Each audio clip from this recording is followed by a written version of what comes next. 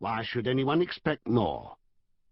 An elderly gentleman with faint blue eyes and faintly coloured clothes, called either Hart or Hunt, Mr. Secundus could never quite catch the name, faintly said that it did not matter in the least whether anybody expected it or not. A gentleman could not do magic. Magic was what street sorcerers pretended to do in order to rob children of their pennies. Magic, in the practical sense, was much fallen off. It had low connections. It was the bosom companion of unshaven faces, gypsies, housebreakers, the frequenter of dingy rooms with dirty yellow curtains. Oh, no, a gentleman could not do magic. A gentleman might study the history of magic, nothing could be nobler, but he could not do any. The elderly gentleman looked with faint fatherly eyes at Mr. Secundus, and said that he hoped Mr. Secundus had not been trying to cast spells. Mr. Secundus blushed. But the famous magician's maxim held true. Two magicians, in this case Dr. Foxcastle and Mr. Hunt, or Hart, could not agree without two more thinking the exact opposite. Several of the gentlemen began to discover that they were entirely of Mr. Secundus's opinion, and that no question in all of magical scholarship could be so important as this one. Chief among Mr. Secundus's supporters was a gentleman called Honeyfoot, a pleasant, friendly sort of man of 55, with a red face and grey hair. As the exchanges became more bitter, and Dr. Foxcastle grew in sarcasm towards Mr. Secundus, Mr. Honeyfoot turned to him several times and whispered such comfort as, "Do not mind them, sir. I am entirely of your opinion." And, "You're quite right, sir. Do not let them sway you." And, "You've hit upon it. Indeed you have, sir. It was the want of the right question which held us back before. Now that you are come, we shall do great things." Such kind words as these did not fail to find a grateful listener in John Secundus, whose shock showed clearly in his face. "I fear that I have made myself disagreeable," he whispered to Mr. Honeyfoot. "That was not my intention. I had hoped for these gentlemen's good opinion." At first, Mr. Secundus was inclined to be downcast, but a particularly spiteful outburst from Dr. Foxcastle roused him to a little indignation. "That gentleman," said Dr. Foxcastle, fixing Mr. Secundus with a cold stare, "seems determined that we should share in the unhappy fate of the Society of Manchester Magicians." Mr. Secundus inclined his head towards Mr. Honeyfoot and said, "I had not expected to find the magicians of Yorkshire quite so obstinate. If magic does not have friends in Yorkshire, where may we find them?" Mr. Honeyfoot's kindness to Mr. Secundus did not end with that evening.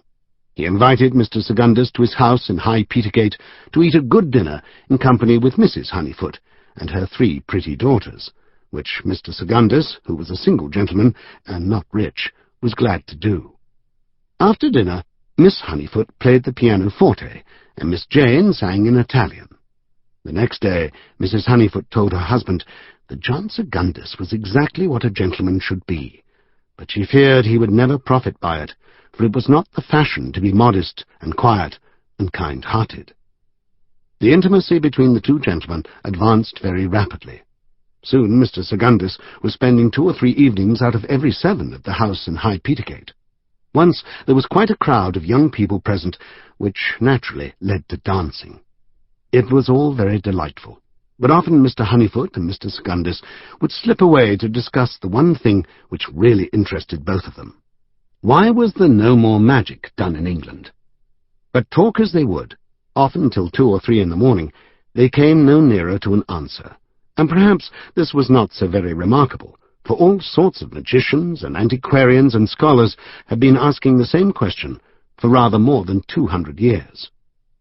Mr. Honeyfoot was a tall, cheerful, smiling gentleman with a great deal of energy, who always liked to be doing or planning something, rarely thinking to inquire whether that something were to the purpose. The present task put him very much in mind of the great medieval magicians. Footnote 2.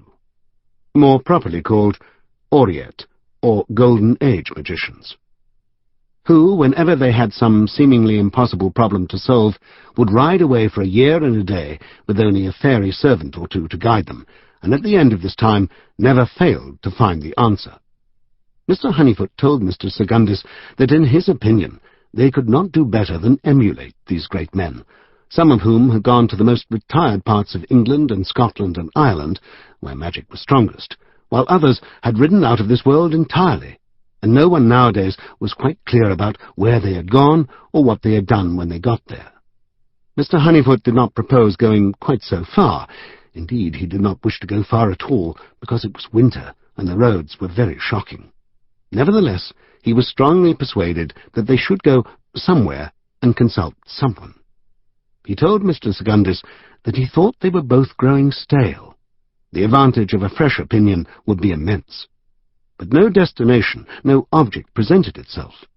Mr. Honeyfoot was in despair. And then he thought of the other magician. Some years before, the York Society had heard rumours that there was another magician in Yorkshire. This gentleman lived in a very retired part of the country, where, it was said, he passed his days and nights studying rare magical texts in his wonderful library. Dr. Foxcastle had found out the other magician's name and where he might be found, and had written a polite letter inviting the other magician to become a member of the York Society. The other magician had written back, expressing his sense of the honour done him, and his deep regret. He was quite unable, the long distance between York and Hertford Abbey, the indifferent roads, the work that he could on no account neglect, etc., etc. The York magicians had all looked over the letter and expressed their doubts that any body with such small handwriting could ever make a tolerable magician. Then, with some slight regret for the wonderful library they would never see, they had dismissed the other magician from their thoughts. But Mr. Honeyfoot said to Mr. Secundus that the importance of the question, why was there no more magic done in England, was such that it would be very wrong of them to neglect any opening. Who could say? The other magician's opinion might be worth having. And so he wrote a letter proposing that he and Mr. Secundus give themselves the satisfaction of waiting on the other magician on the 3rd Tuesday after Christmas at 2:30. A reply came very promptly. Mr. Honeyfoot, with his customary good nature and good fellowship, immediately sent for Mr. Secundus and showed him the letter. The other magician wrote in his small handwriting that he would be very happy in the acquaintance. This was enough. Mr. Honeyfoot was very pleased and instantly strode off to tell Waters, the coachman, when he would be needed. Mr. Secundus was left alone in the room with the letter in his hand. He read, "I am, I confess, somewhat at a loss to account for the sudden honour done to me. It is scarcely conceivable that the magicians of York, with all the happiness of each other's society, and the incalculable benefit of each other's wisdom, should feel any necessity to consult a solitary scholar such as myself." There was an air of subtle sarcasm about the letter.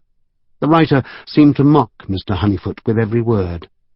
Mr. Secundus was glad to reflect that Mr. Honeyfoot could scarcely have noticed, or he would not have gone with such elated spirits to speak to Waters. It was such a very unfriendly letter that Mr. Secundus found that all his desire to look upon the other magician had quite evaporated. Well, no matter, he thought. I must go because Mr. Honeyfoot wishes it, and what, after all, is the worst that can happen?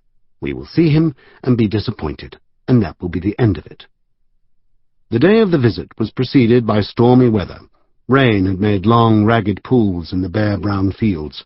Wet roofs were like cold stone mirrors, and Mr. Honeyfoot's post-chaise travelled through a world that seemed to contain a much higher proportion of chill grey sky and a much smaller one of solid, comfortable earth than was usually the case. Ever since the first evening, Mr. Secundus had been intending to ask Mr. Honeyfoot about the Learned Society of Magicians of Manchester, which Dr. Foxcastle had mentioned. He did so now. "It was a society of quite recent foundation," said Mr. Honeyfoot, "and its members were clergymen of the poorer sort, respectable ex-tradesmen, apothecaries, lawyers, retired mill owners, who got up a little Latin and so forth, such people as might be termed half-gentlemen. I believe Dr. Foxcastle was glad when they disbanded. He doesn't think that people of that sort have any business becoming magicians. And yet, you know, there were several clever men among them. They began, as you did, with the aim of bringing back practical magic to the world. They were practical men, and wished to apply the principles of reason and science to magic, as they had done